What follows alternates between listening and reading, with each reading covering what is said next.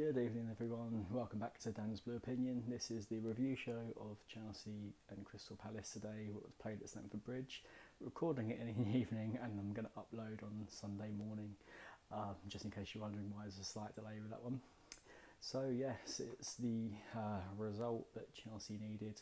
Chelsea successfully overturned Crystal Palace 4-0 today, with goals coming in from new signing Chilwell, an assist from Chilwell to Zuma, and two penalties as well, which were awarded to Chelsea, and taken by Jorginho as well. So yeah, it was an all-round comprehensive win for the team. Let's talk about some of the Palace side of things, because I do like to, make sure there's a good balance to it there as well.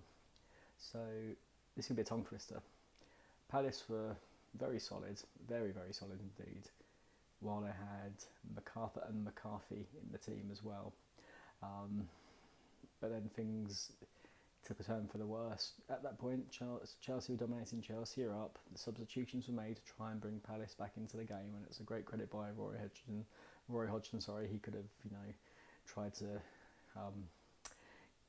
maybe nick a draw or minimise the damage, but he went for the attack and tried to get Crystal Palace back into the game. Definitely a good respect there. Definitely a good attribute you like to see in a manager in the Premier League as well. So credit where credit's due. I've got to say that their left back, I want to say Mitchell. Yes, Mitchell had a great game, and I think it just comes to a point where he then eventually was overrun, and I think he just got worn down. But he was definitely a solid performer there on their side of things as well. He was definitely, from a Palace perspective, my eyes and looking at Palace, he was definitely the player who I think had the best influence there throughout the whole game. Unfortunately, things just got a bit too much at that point, and some nervous defending. Got Chelsea awarded 2 penalties as well, which was not the, Palace didn't deserve that goal line really, but that's what it is. We can't really control that now. They were checked, they were valid, and they were successfully converted by Jorginho. So back onto the Chelsea side of things, this is the tonic Chelsea needed before the international break. The 4 goals, Ben Chilwell has been renowned for his attacking prowess, but balanced with defending as well. He's shown that today. In my opinion, annoyingly, we're not getting conventional goals from strikers or attacking midfielders, but they are doing enough to keep the ball in play, bringing out defenders and allowing full-backs or centre-backs to actually score and get in there. So, their off-the-ball work appears to be going correct. Maybe it's just when it's on the ball, there's still a bit to work on as well. There was a funny moment with Werner where he tried to flick it through, but, the communication, no one was there in front of him. Who was he flicking it through to? Open space. So maybe if the team can possibly attack, when they're attacking, communicate that a little bit better, we may get some better conversions from our new signings up front as well. So yeah, Ben Chilwell played a full 90 minutes. If he played a full 90 minutes against Spurs the other night, we would have still been in the Carabao Cup. So I'm glad he's in. He definitely helps the team strengthen up defensively, and we've now cut out two areas of weakness. I'm not saying they're going to be perfect. There was misplaced passes, but at the end of the day, his defensive duties were done, and we kept a clean sheet as well.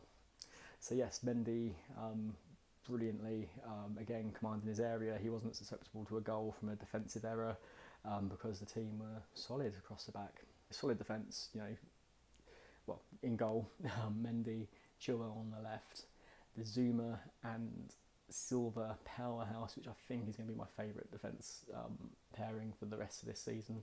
And then, they had that free working really well, and then put on a defensive display and a great leadership display by Azpilicueta. So Dave, he is the captain for a reason. He controlled the team very well. He was very conscious of his defending. He was very tucked into more of a centre-back role at times, but no, he definitely got a good job done there as well. He controlled Tammy Abraham when he wanted to take the second penalty, and said that basically, this is the penalty taker, Jorginho's taking it, these are the instructions from the gaffer, this is what we're going to do when penalties happen. So yeah, I'm really happy that he had that leadership display as well on the pitch, as well as a safe game as well. Jorginho had one of his stronger games. Isn't everyone's cup of tea at the moment. He fits Sarri's system very well, and we won a cup.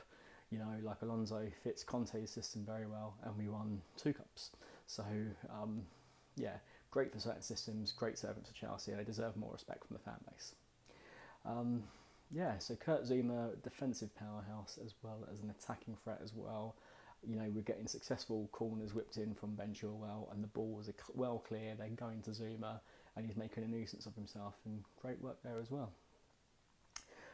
Sacco with some nervous defending at the Palace end. You know, things overrun when they subbed off their 2 central midfielders and replaced them with more attacking ones. Chelsea were able to press even more, and defensive errors in the box. You know, he gifted 2 penalties for Jorginho as well. So he's over his miss against Liverpool, and yeah, we got a solid game all round. So as long as the attacking players keep continuing to do bits and pieces and create space and allow players to get shots in range and players making the relevant runs, I think we're going to be quite fine this season. And I'll also say this: he wasn't much of an impact, but Pulisic, is back out on the pitch. You know, he's going to be integrated back into the team, and I think with playing natural wingers now, and you can cycle between Mount and Havertz, we keep our legs fresh and have quite a bit of depth as well. So yeah, that's my opinion of the game. They were my key moments, and yeah, looking bright for the future. I think they've got to link this back a little bit to the Brighton game, where that was a game what we drew last season, and now we've cut out some areas, and we're going to win or at least gain an advantage during these games coming up. So that's it really. Oh no, I'm going to come back and give you my man of the match. The man of the match is Ben Chilwell, clean sheet, goal, and an assist as well. Couldn't ask for a better performance from him there, and looked really confident throughout the game. So very happy to be playing 90 minutes by all accounts, and yeah, it seems that the signing was well worth it. So what's coming on? I get a nice little international break. I won't be doing midweek and weekend reviews or previews anymore, which will be a nice little rest. I'll just meet you with a vlog on a week Friday, when on my next day off. No, Friday coming up, actually, not a week Friday, and just give you a little update of all things Chelsea at that point. Well, thanks for viewing, and thanks for watching. Please like, comment if you agree with any of my analysis or disagree. Equally, we can have a conversation, that'd be fine. You can hit me on Twitter, Facebook and Instagram at Dan's Blue Opinion. Thank you for watching, and I'll see you towards the end of the international break.